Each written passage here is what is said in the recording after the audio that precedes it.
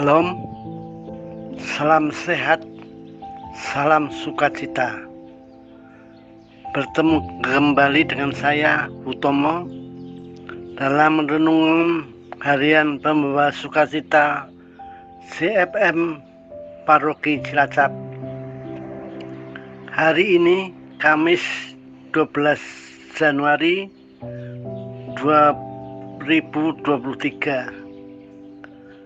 Renungan saya ambil dari Markus bab pasal 1 ayat 40 sampai dengan 45. Dalam perikop, Yesus menyembuhkan seorang yang sakit kusta. Ayat 40, seorang yang sakit kusta datang kepada Yesus dan sambil berlutut di hadapannya, ia memohon bantuannya. Katanya, "Kalau engkau mau, engkau dapat mentahirkan aku." Ayat 41, maka tergeraklah hatinya oleh belas kasihan.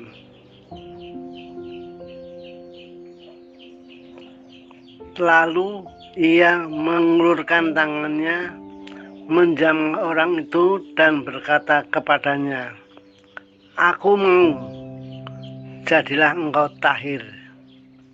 Ayat 42, seketika itu juga lenyaplah penyakit kusta orang itu dan ia menjadi tahir.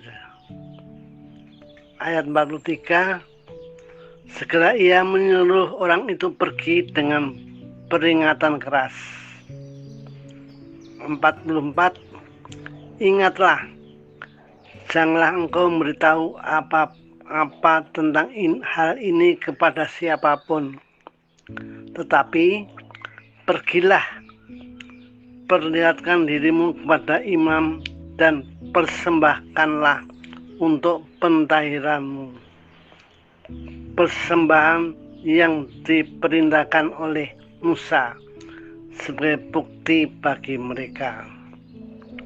45, tetapi orang itu pergi memberitakan peristiwa itu dan menyebarkannya kemana-mana, sehingga Yesus tidak dapat lagi terang-terangan masuk ke dalam kota. Ia tinggal di tempat-tempat yang sepi, namun orang terus juga datang kepadanya dari segala penjuru.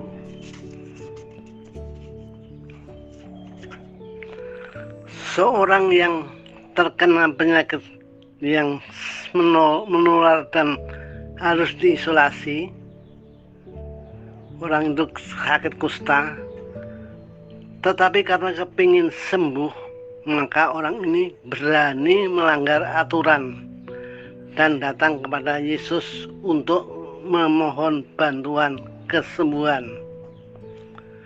Dan Tuhan Yesus tergerak oleh rasa belas kasihan, lalu mengulurkan tangan dan menjamah dan berkata, "Aku mau, jadilah engkau tahir." Dan menyuruh orang itu pergi dengan peringatan keras agar tidak memberitakan akan kesembuhannya kepada siapapun. Tetapi orang itu pergi dan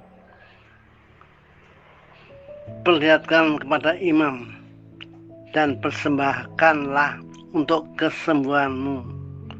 Persembahan untuk kesembuhanmu. Persembahan seperti yang diperintahkan oleh Nabi Musa sebagai bakti bagi mereka. Orang itu tidak melaksanakan perintah Tuhan Yesus untuk pergi kepada imam membawa persembahan atas kesembuhan penyakit kustanya, tapi atas kegembiraan yang sangat gembira atau mulap-mulap mengabarkan bahwa ia mendapat mukjizat kesembuhan dari Tuhan Yesus, mengabarkan kesaksian dengan berapi-api mendapat kesembuhan dari Tuhan Yesus, sehingga banyak orang yang sakit atau menderita ingin dijamah Tuhan Yesus dan menjadi sembuh. Menyebabkan Tuhan Yesus tidak bisa masuk ke tempat ramai dengan bebas dan leluasa. Tuhan Yesus menyepi pun dicari orang banyak untuk mendapatkan kesembuhan. Hal itu pun saya alami ketika bulan Januari 21, saya dan istri ke Cengkareng menengok cucu nomor 5 yang baru lahir. Dan saya dan istri terpapar COVID-19. Kami diisolasi di Kampung Sawah, Bekasi. Akhirnya anak, menantu dan cucu yang di Kampung Sawah pun terkena positif COVID. COVID ini bisa diumpamakan seperti kusta. Orang harus harus diisolasi dan tidak bertemu dengan orang lain supaya tidak menular. Saya diisolasi di kamar. Makan minum diantar di depan pintu. Tidak bisa bertemu keluarga, terutama cucu. Sedih sekali. Waktu melihat menantu dijemput ambulan untuk dibawa ke rumah sakit untuk diisolasi. Karena menantu kritis, saya, istri, cucu berdoa rosario dalam suatu ruangan dengan pakai masker dan jaga jarak. Puji syukur istri, anak, cucu dalam 2 minggu sudah negatif.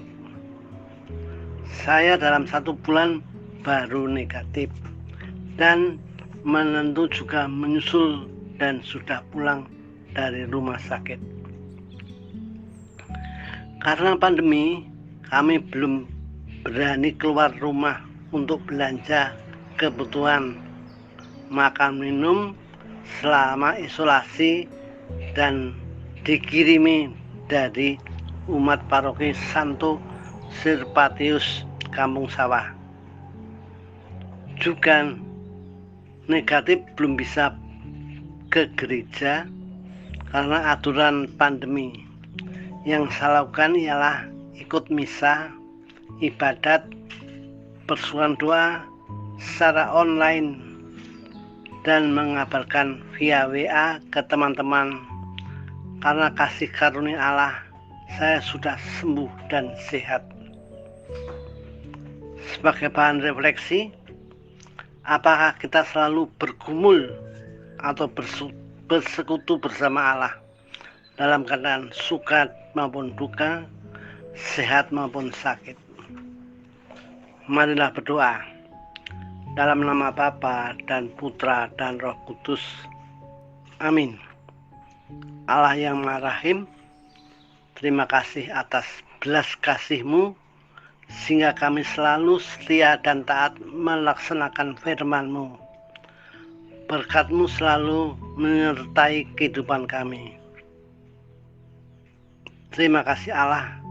Doa kami selalu dalam kasih-Mu dan dalam perantaraan Tuhan Yesus kami berdoa. Amin. Dalam nama Bapa dan Putra dan Roh Kudus. Terima kasih Bapak, Ibu, Bro dan Sis semua. Salam sehat, salam sukacita, berkah dalam.